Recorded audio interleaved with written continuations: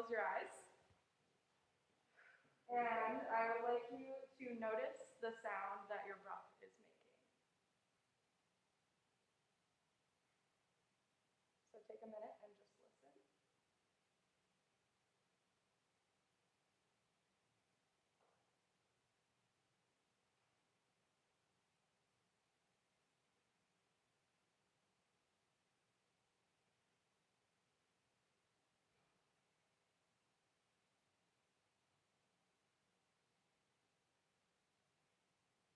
And when you're comfortable, vocalize the sound that your breath is making.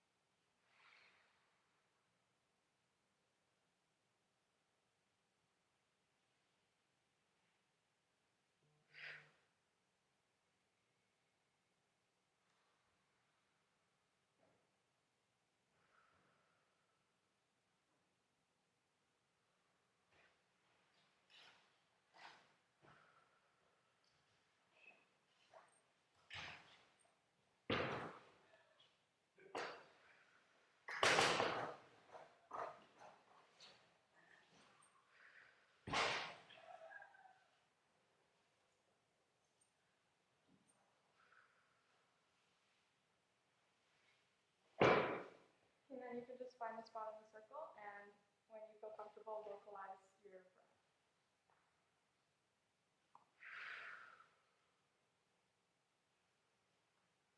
And then let yourself settle on a pitch.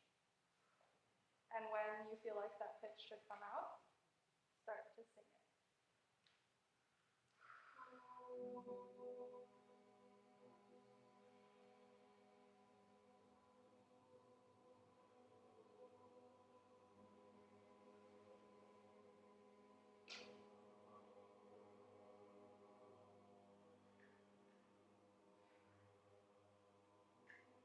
Listen all the way across the circle, and when you hear something, let it inform what you do next.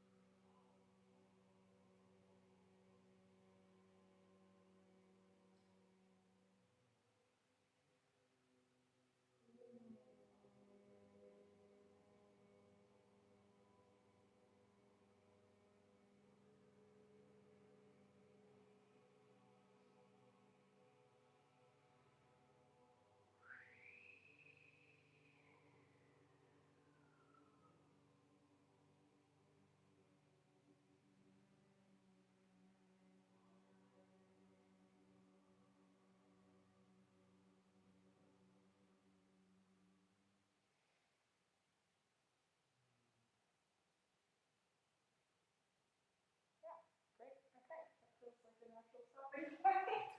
So that was a sonic meditation inspired by Pauline Oliveros. So Pauline Oliveros is the founder of deep listening, and for those of you who have never heard of that before, it is basically the concept of taking sounds from the world around you and listening to them and finding music in places where you wouldn't typically find it. So in the world around you, in this room, maybe, things that wouldn't typically be thought of as an instrument can be an instrument. And this also involves reserving judgment and taking some risks and working outside of your comfort zone. And a huge foundation of deep listening is found objects, which is basically anything at all, any object, any instrument, using them in a different way to make sounds. So you guys can sit down and grab your instruments, and we are going to experiment with using our instruments as found objects. Yeah. So I'll give you a few minutes to get your horns out. If you don't have one or you don't want to, you can take an object in the room. That works too. Or they don't have to play their instruments conventionally. If they could just use the. Something Langley taught me about long time ago. Yeah. On that Like he would just sit there with his head playing this one. Yeah. He's got his wedding ring on. Just tapping rhythms and shit on his mouth. I think he was also just pretty heavy. But he also would just sit and click his fingers. Yeah.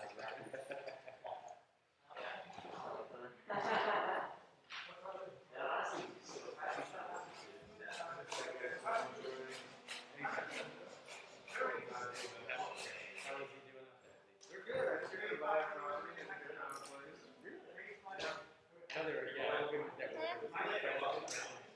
What? Right. I mean, if you wanted to, it might be a bit difficult to like coordinate, but if you feel moved to, go for it. I think Taylor's done pretty well with the history. I think he wants to now have them grow. So he's kind of taking it as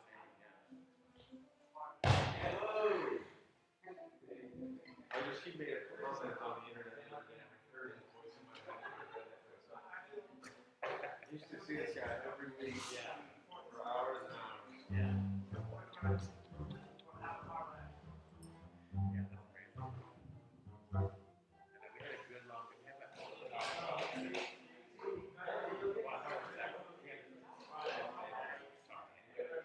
Right.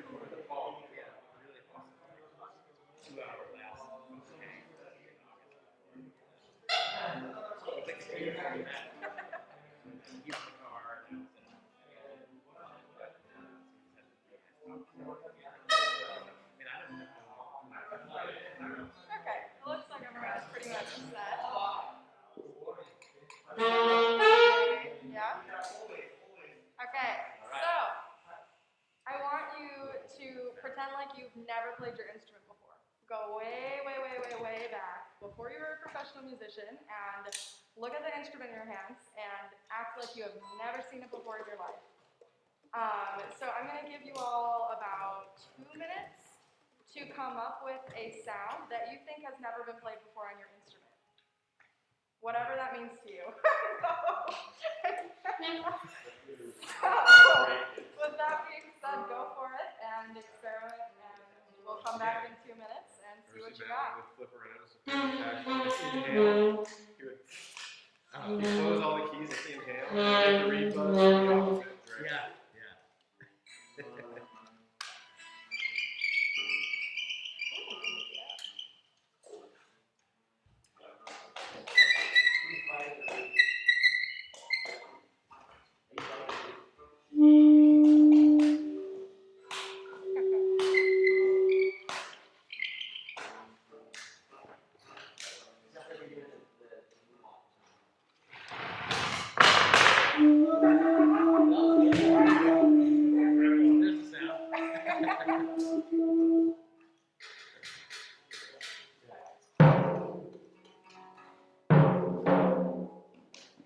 Is everyone feeling pretty comfy with the sound that they've picked out? Okay. I'm sure somebody like brought home a saxophone and was like, is it like, you play it like this? Okay, so let's start with Casey. You want to share your sound? Yeah, so I don't have my instrument with me, but so I use this water bottle. It has a bunch of really, really good sounds. Yeah. That, and I can do it really fast and a little bit higher pitch. I'm doing like, I was flicking this pretty hard.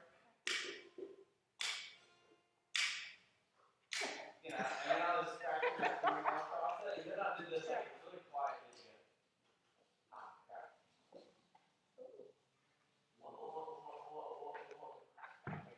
Okay.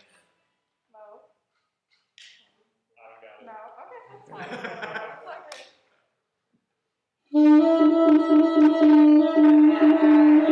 Yes! That is pretty cool sound. Sounds like a horn, though. Like a French horn. That's track 1 of your solo album. You gotta do that right. Or is it just that?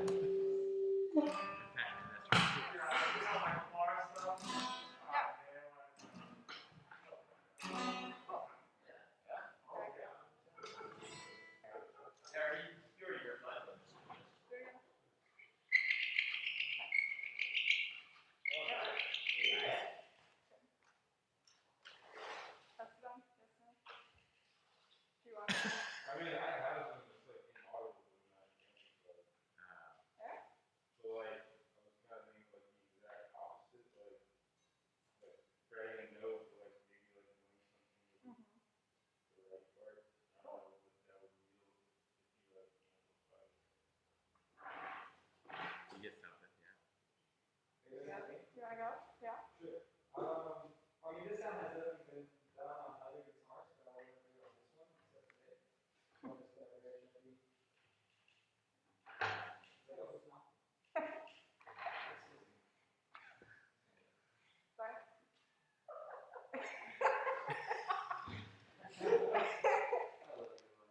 I'm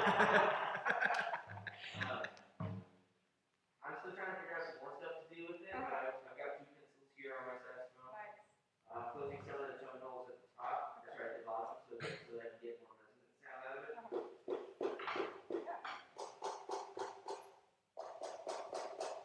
There's some tone there.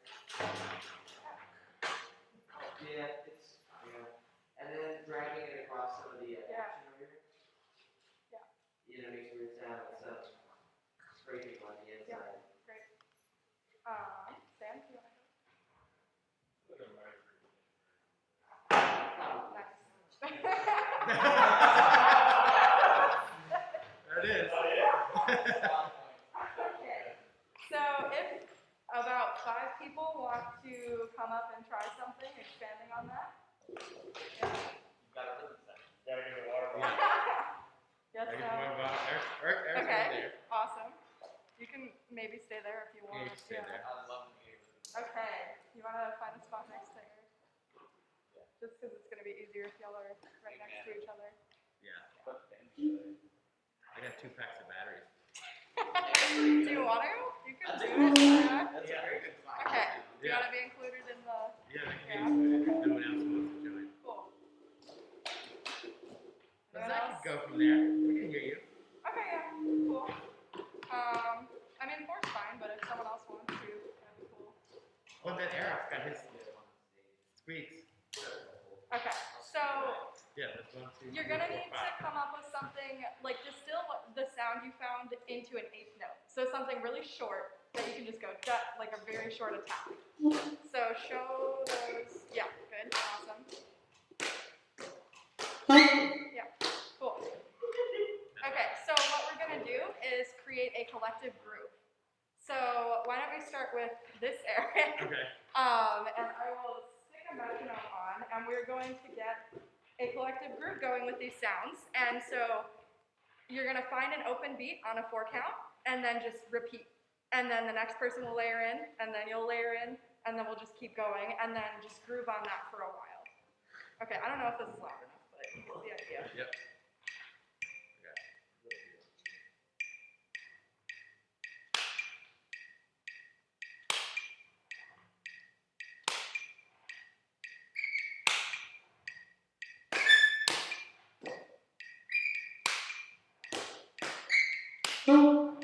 Try and keep it on exactly the same beat.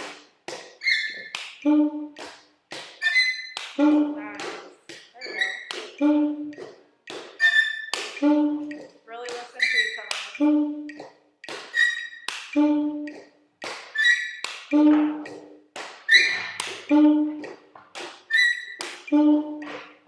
Okay, so we could do that all day, but I would like to expand on that. So we're gonna make it a 4-bar phrase, and the first 3 bars are gonna be the same exact collective groove, and the 4th bar is gonna be a rhythmic improvisation. And so we'll do groove 2, 3, 4, 2, 2, 3, 4, 3, 2, 3, 4, Eric, and then return. Okay. And we'll just go down the line as many times as you guys feel like, basically. Improvising using the same sound. Using the same sound, yes. Yeah. Only that. Only rhythmic.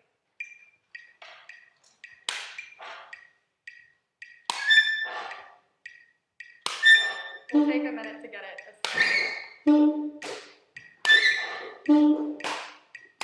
Really listen for an open space.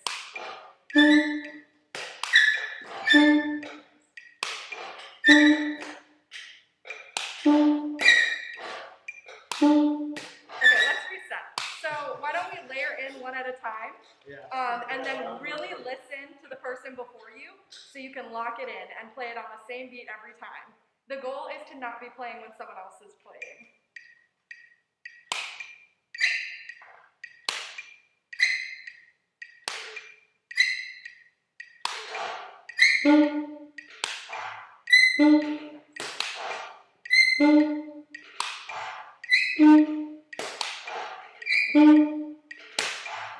You got it.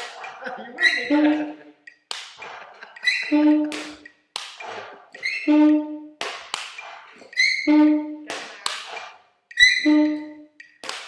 Sorry. Okay.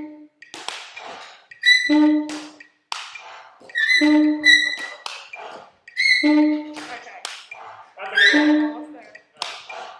There it is. Yes. Okay,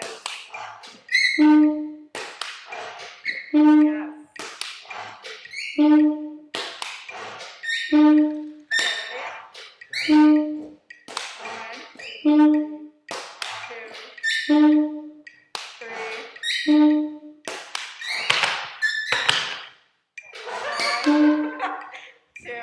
2, 3. Everyone else breaks and break.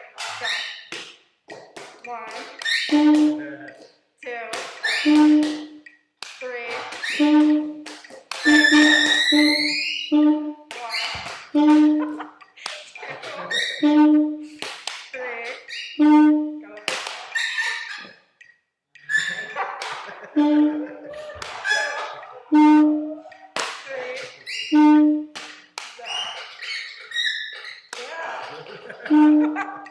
Okay, so you get the idea. I was forgetting to unclog my bottle. Just like that's like, yeah. Okay, so you can sit down if you want to, or you can stay there either way. I want to talk about it. So, yeah, it is very hard. I have some questions.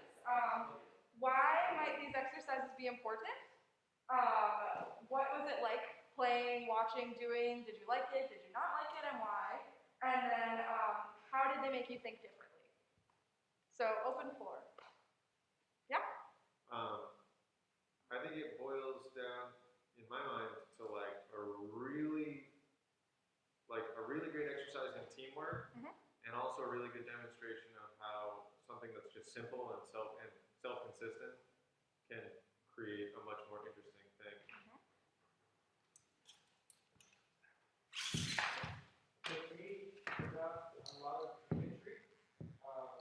Specifically, I thought of Willy Wonka's factory. Yeah. But also in the movies, the old cartoony type things where you get the scientist lab or whatever, and then the machine will start bubbling, and then there was like one with a spray. Yeah. And so they were all kind of separate, but a few seconds into this montage, there was this orchestration of all these found sounds in the movie. It was very super cool. Yep, definitely the everlasting gobstopper machine. Yes, sir. The Gene Wilder one. Yeah. Yes. I also That thought squeak was it. That was like, Herbie Hancock Headhunters. Yeah. Yeah. Kind of. I was gonna ask you to make that. yeah. For me, like I want perspective. I think But it's that's totally valid to not like it. Yeah. That's totally fine. and getting this I'm curious precise. what you're Because thinking. if I do it kind of like half-assed, it's like. Yeah. I think it could breed a lot of creativity if you spend more time being with the same group of people and never did the same thing twice. Yeah, for sure. And you can probably get to a point where it's super like driving and Yes. really exciting. Yeah. You get faster. Yeah. And make it into a real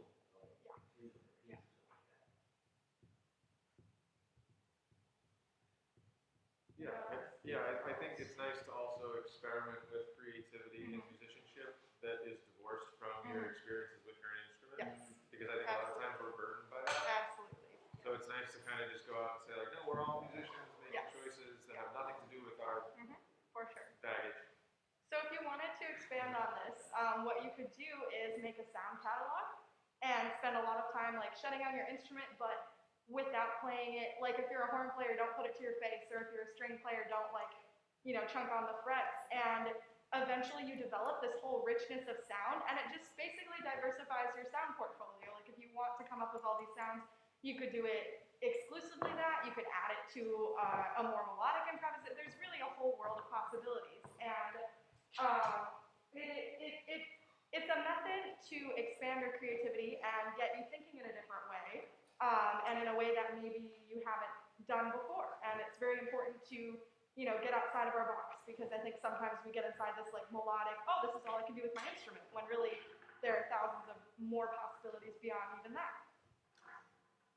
That's all I got. For my next gig, I'm just gonna play that. Yeah. You should. If they say like, oh, bass, do the intro. Just be like, So, There we go. yeah.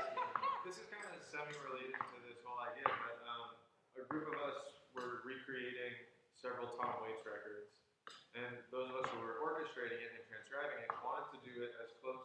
So we weren't doing any interpretation really. It was going to be as close to the record as possible. Turns out that guy uses all sorts of crazy instruments that you can't find just anywhere at all. One of the things is a scroll violin, which is a violin that has a horn. Yeah, so it's got a horn. So the sound of that was so difficult for us to recreate. One person tried to do it with like, well, we'll use a muted trumpet and a violin playing at the same time. We ended up getting down to, I had to play soprano saxophone under a blanket.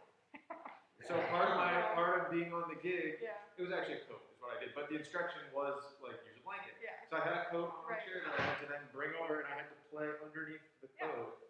And that was how we got the sound.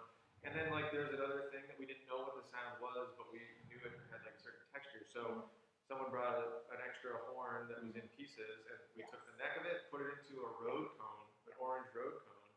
And that was my thing. I had a cue for this sound. That I would definitely not recommend doing this with your nice instruments. You know, there's, I mean, we did a very tame version, but if you really want to like delve deeper, you might want to invest in like a horn that you can mess up. I mean, I have one that like I can scratch around, I can do whatever, because I'm not going to do that with, you know, my nice horn that I play every day. But sometimes it's fun to like experiment with an instrument that you're less, if you have an old one that you're less invested in, or you can do it in a way that doesn't like totally, you know, mess up the instrument. But you can use this stuff as like an arranger and as an orchestrator too, because once you learn what your instrument can do, you can ask things of other people as well. Yeah, for sure. You never know when it's going to come out. It's always good to know how to do. But yeah, I've always thought that if I ever buy another electric guitar, it's gonna be like that. Yeah, Once you that's need awesome. one, Yeah, Just do prepared guitar stuff on it and do all kind of crazy Right, stuff. the prepared stuff is fun when it's amplified. absolutely. So that would be it. My buddy had a guitar that he had just for one song that he'd play with the band, because he would then at the end get it feeding back, and he would just throw it down. Drop it. He would just bounce it right on the butt of it every time it went straight down, and he would just let it go.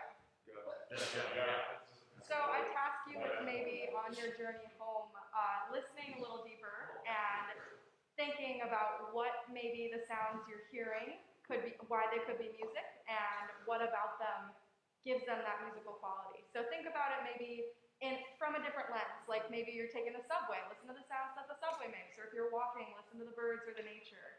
It's a way to connect you with the world, with yourself, with your instrument, and it's a really cool concept to then take back to your composing, to your improvising, and everything in between.